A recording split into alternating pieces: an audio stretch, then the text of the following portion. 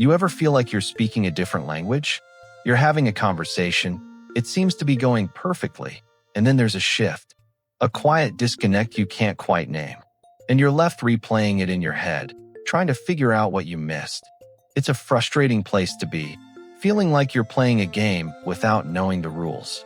You start to think that understanding women is just impossibly complex. But what if I told you the confusion isn't about 100 different things, but just 3 essential insights? What if that disconnect you feel comes down to a few core truths you haven't seen clearly yet? In this video, I'm going to reveal 3 keys that will demystify the way women often think and communicate. We're going to replace that confusion with clarity.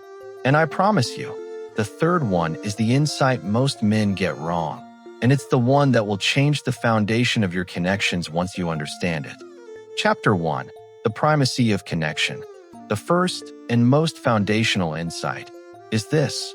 For many women, the emotional connection isn't just part of the interaction. It is the interaction. It's the whole point. While men are often trained to be logical problem solvers, women are often more tuned in to the emotional energy of a conversation. It's not about being illogical. It's about processing the world through a lens of high emotional intelligence. Research consistently shows that women, on average, tend to score higher on emotional intelligence and empathy. It's a crucial difference. When a woman comes to you with a problem, your instinct might be to jump straight into fix-it mode.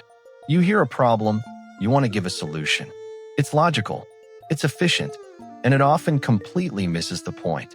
The mistake most men make is trying to solve the problem before they've connected with the feeling. When she tells you about a conflict with her boss, she's not always asking for a 5-step plan. First, she's extending an invitation for you to enter her emotional world. She wants to know that you get why it was frustrating, why it felt disrespectful. Picture this. She comes home and says, "My boss completely dismissed my idea in the meeting today. I felt so humiliated." The logical male response might be, "You should schedule a meeting with him," or "Don't worry about it. He's an idiot." These responses, even if well-intentioned, bypass the emotion. You've addressed the problem, but you've ignored the person standing in front of you. A response that understands this first insight sounds different. It sounds like this. "Wow, that sounds incredibly frustrating. To have your idea dismissed like that in front of everyone. That must have felt terrible. I'm sorry you went through that." See the shift? There's no solution. There's no dismissal. There is only connection and validation. You've shown her that you hear her. Only after that connection is made can you even think about solutions, and even then, it should be a question, not a command. Is there anything I can do to support you? Or how are you thinking of handling it? This isn't about becoming her therapist. It's about recognizing that for her, feeling understood is often more important than the problem being solved.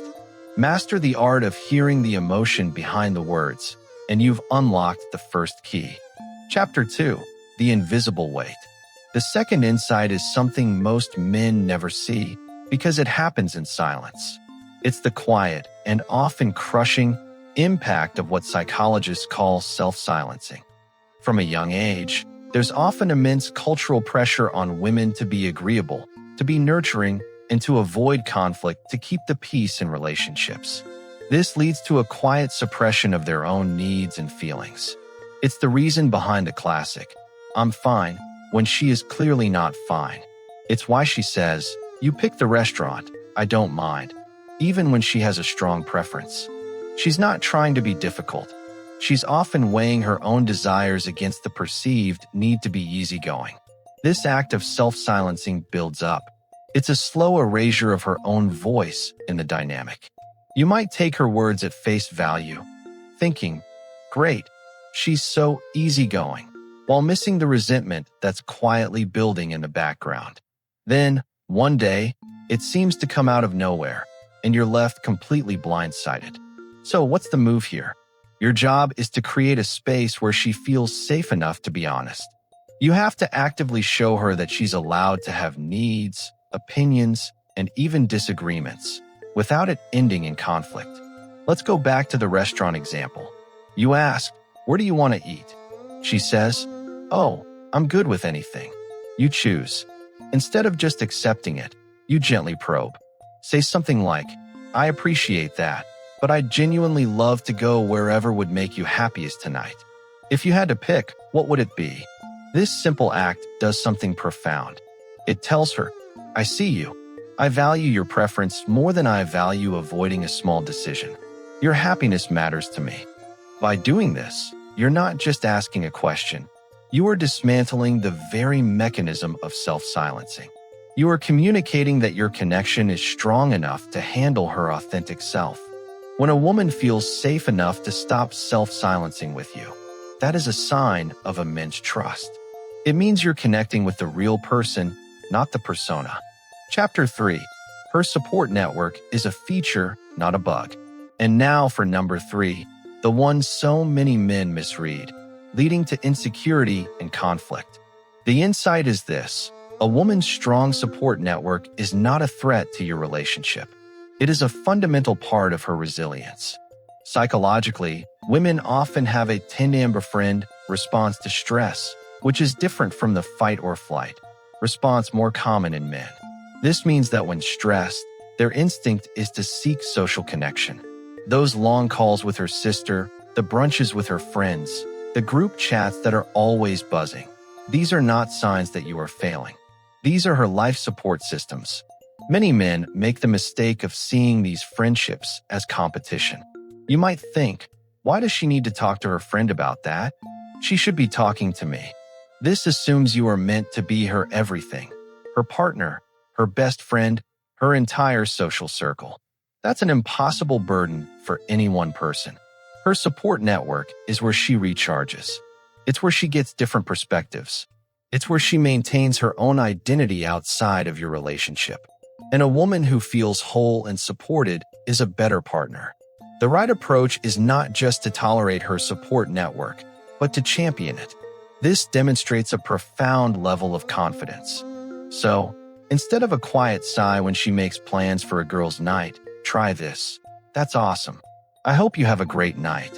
Instead of feeling threatened when she's on a long call with her mom, ask afterward, "How's your mom doing?"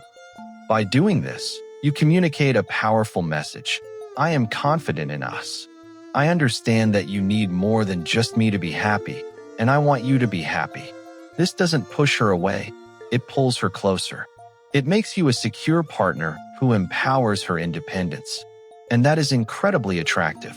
When she feels you are a champion of her entire world, not just your shared world, her respect for you will deepen in ways you can't imagine. Conclusion. So let's bring it all together. The 3 essential insights. 1. Prioritize emotional connection. Hear the feeling before you fix the problem. 2. Recognize the invisible weight. Create a safe space for her to be her authentic self. 3. Champion her support network. Understand it's a source of her strength, not a threat to you. Understanding women isn't about learning tricks or tactics. It's about developing empathy. It's about seeing that her operating system may have been socialized differently and learning to see the world through her eyes. When you do that, the confusion melts away, and a true, lasting connection finally has a chance to begin.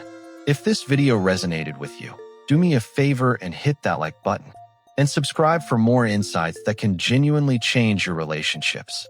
Now, I want to hear from you. Drop a comment below with which of these 3 insights was the biggest aha moment for you.